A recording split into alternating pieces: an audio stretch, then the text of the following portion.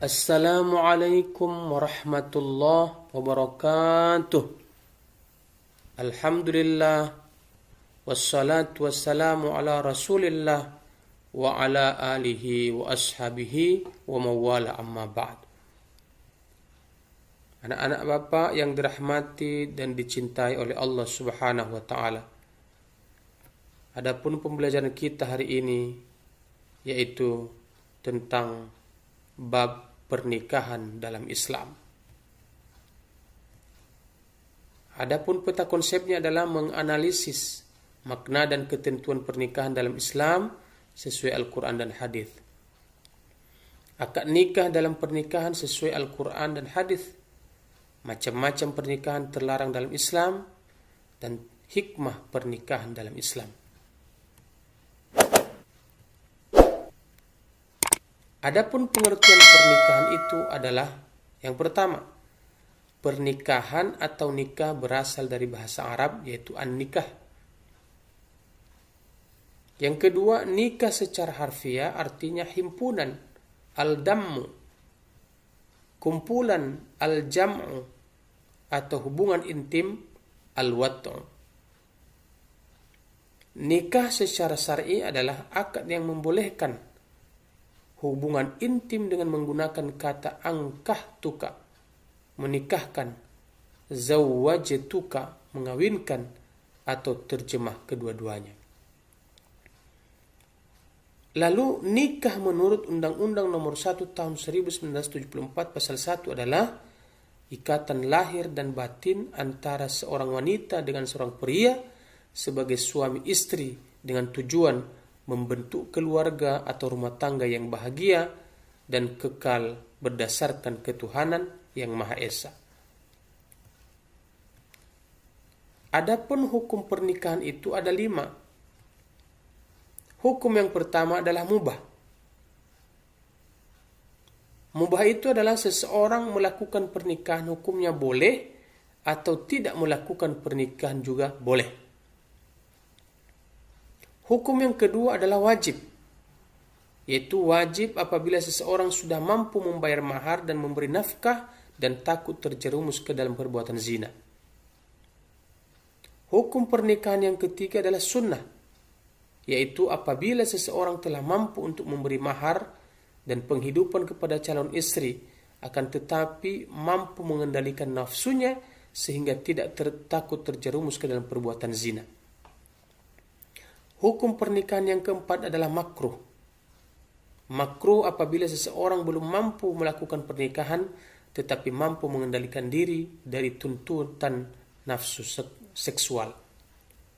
Dan hukum pernikahan yang ketiga adalah haram, yaitu apabila seseorang melakukan pernikahan dan akhirnya menganiaya seorang istri seperti belum mampu menikah dan memaksa diri untuk melakukan pernikahan.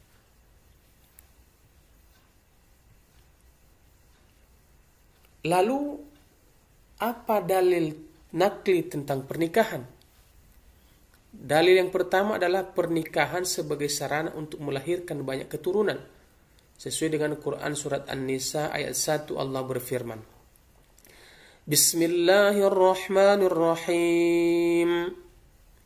Ya ayyuhan nasu اتقوا ربكم الذي خلقكم من نفس واحدة وخلق منها زوجها وبث منهما رجالا كثيرا ونساء واتقوا الله الذي تساءلون به والأرحام Innallaha kana 'alaikum raqiba.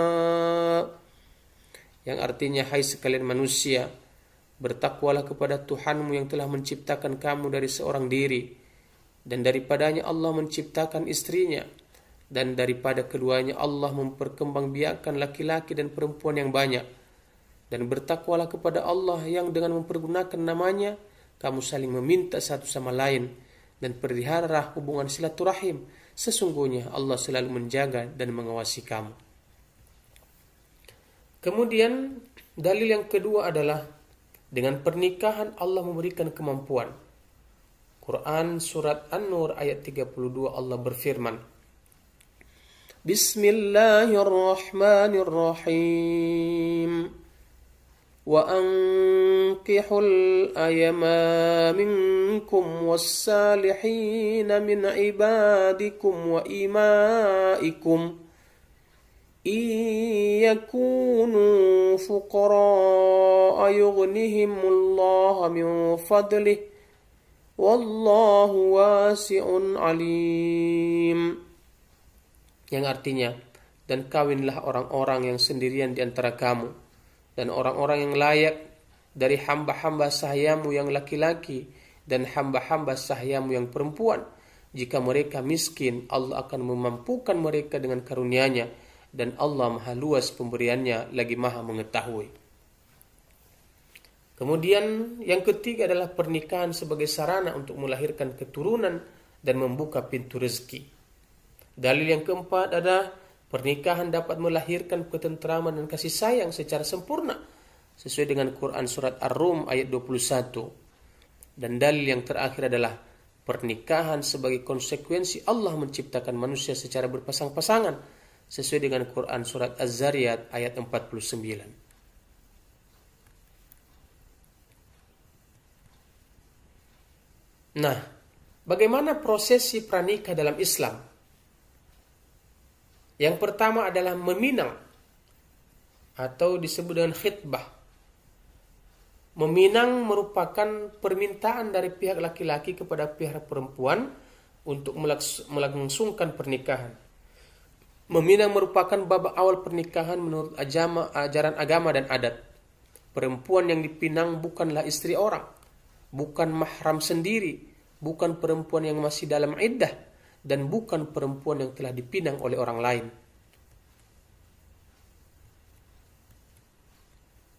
Kemudian yang kedua adalah mas kawin atau mahar.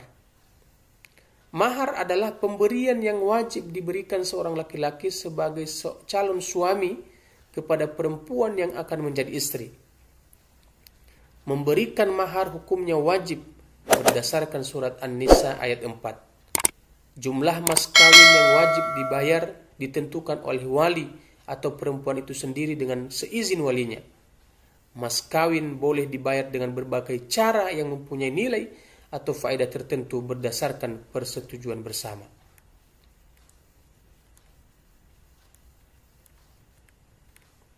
Kemudian rukun nikah. Rukun nikah yang pertama adalah calon istri. Persyaratannya adalah 1. Beragama Islam, 2. Baligh, 3. Berakal, 4. Sehat jasmani dan rohani, 5. Perempuan sejati, dan 6. Berumur minimal 19 tahun menurut Undang-Undang Nomor 1 Tahun 1974. Kemudian yang kedua adalah wali calon istri. Persyaratannya yaitu Islam, baligh, berakal, merdeka, dan adil. Anak-anak Bapak yang dirahmati dan dicintai oleh Allah Subhanahu wa taala. Menurut ulama Syafi'iyah, yang sah menjadi wali dalam proses akad nikah adalah bapak kandung, kakek, saudara kandung laki-laki, saudara tiri laki-laki, anak saudara kandung laki-laki, anak saudara tiri laki-laki, paman dari pihak bapak, anak laki-laki dari paman atau sepupu, dan yang terakhir adalah hakim. Kemudian rukun nikah selanjutnya adalah 2 saksi. Seorang laki-laki calon suami harus dapat mendatangkan 2 orang saksi dalam proses akad nikah. Kehadiran saksi menjadi tanggung jawab seorang calon suami dan tidak wajib bagi calon pengantin perempuan. Tujuan kehadiran 2 orang saksi di samping untuk mengetahui keabsahan proses akad nikah, juga untuk memberi persaksian bahwa seorang calon suami laki-laki adalah seorang jenaka, duda atau sudah beristri. Kalau sudah beristri, belum melebihi dari 4 orang wanita. Kemudian rukun nikah selanjutnya adalah sighat. atau ijab dan kabul. Ijab adalah pernyataan seorang wali nikah, sedangkan qabul adalah pernyataan menerima pernikahan dari seorang calon suami. Adapun syarat ijab itu adalah yang pertama, menggunakan bahasa yang jelas, yaitu bahasa Arab bagi yang bisa atau terjemah bagi yang tidak bisa bahasa Arab. Yang kedua, menggunakan kata ankahtuka, saya nikahkan, atau zawwajtuka, saya kawinkan. Tidak sah jika menggunakan kata lain selain dua kata itu. Yang ketiga, tidak boleh menggunakan kata sindiran atau kiasan. Yang keempat, diucapkan langsung oleh wali atau wakilnya dengan sempurna. Yang lima, tidak dibatasi dengan waktu tertentu seperti nikah mut'ah atau nikah kontrak. Dan yang keenam, tidak disyaratkan dengan sesuatu yang mengikat. Lalu syarat kabul itu apa? Syarat kabul itu adalah yaitu menggunakan bahasa yang jelas atau bahasa Arab bagi yang bisa atau terjemah bagi yang tidak bisa bahasa Arab. Yang kedua, menjawab pernyataan dalam kalimat ijab dengan segera dan tepat, bukan merupakan kata sindiran. Yang keempat, dilafalkan oleh calon suami atau wakilnya atas sebab-sebab tertentu. Tidak diikatkan dengan batasan waktu tertentu seperti nikah mut'ah atau nikah kontrak. Tidak disyaratkan dengan sesuatu yang mengikat, menyebut nama bakal istri, dan tidak diselangi dengan perkataan lain.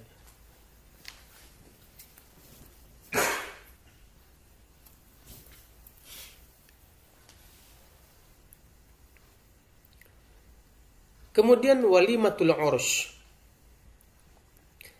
Walimatul urus adalah resepsi atau pesta pernikahan yang dilakukan setelah proses akad nikah selesai. Tujuannya adalah sebagai perwujudan rasa syukur kepada Allah karena telah dilakukan proses akad nikah dengan selamat dan lancar.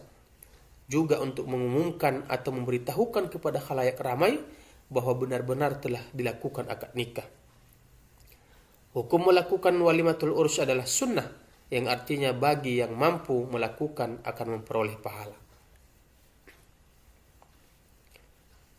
Adapun hak dan kewajiban seorang suami dan istri.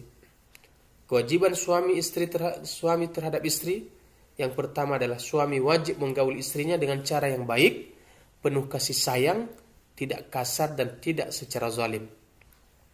Suami wajib memberi nafkah lahir kepada istri, seperti memberi makan, pakaian, dan tempat tinggal.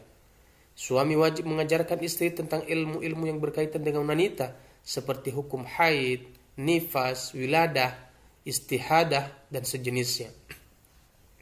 Yang keempat, suami wajib berlaku adil dan bijaksana terhadap istri. Suami wajib menutup aib istri kepada siapapun. Dan terakhir, ketika ada tanda-tanda kematian, suami hendaklah berwasiat terhadap istrinya. Adapun kewajiban istri terhadap suami, istri wajib menerima dengan ikhlas bahwa suami adalah pemimpin keluarga. Istri wajib menaati suaminya selama tidak dalam kemaksiatan. Istri hendaknya memenuhi kebutuhan suami dan keluarga, baik kebutuhan biologis maupun non-biologis, kecuali ada sebab-sebab syar'i yang sesuai ajaran Islam. Istri hendaknya mendahulukan hak suami di atas hak orang tuanya. Istri wajib menjaga harta suaminya dengan sebaik-baiknya. Istri hendaknya senantiasa membuat dirinya selalu menarik di hadapan suami. Dan yang terakhir, istri wajib menjaga kehormatan suami selama-lamanya.